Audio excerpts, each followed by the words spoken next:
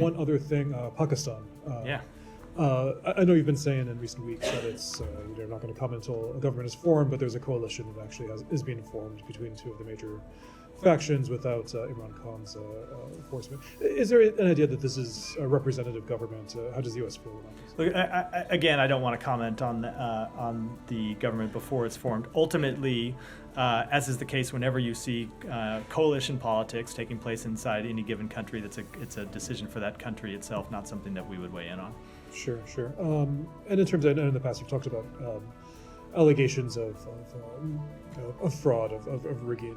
Is there any follow-up on that? Is the U.S. looking for anything in particular before a government comes in? We want to see a full investigation into any claims of irregularities. Okay. And just finally, yesterday I asked about the disruptions in social media in Pakistan. Is there anything further on that, whether there's been any communication?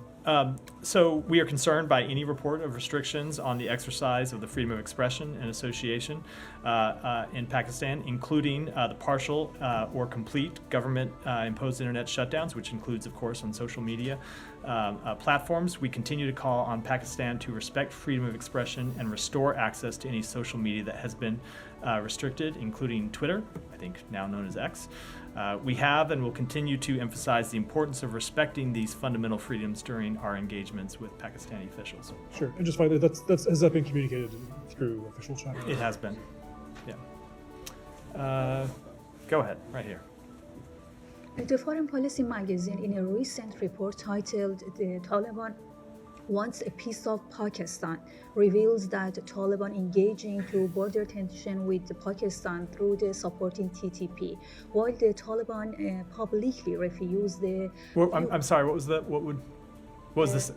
I just didn't hear the beginning of the last sentence. Oh, sorry. It's about a foreign policy report that they titled "The Taliban Wants a Piece of Pakistan." Right. And while the Taliban publicly refused the Durand line as the official border between Pakistan and Afghanistan, what's the position of the United States about the Durand line? We support the territorial integrity of both Afghanistan and Pakistan within their internationally recognized borders. Another question about Afghan Adjustment Act that was not passed by the Congress recently. While there are some reports that United States Department of State is going to run out of the SIV P1 and P2 quotas. Do you confirm this report, and what are you doing about the SIV and Afghan Adjustment Act? So as the President has said, we urge Congress to pass the Afghan Adjustment Act. We support it and want to see it passed.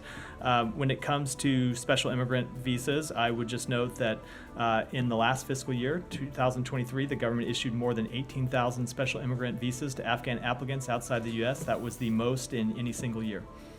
So go ahead. On Pakistan. Thank you.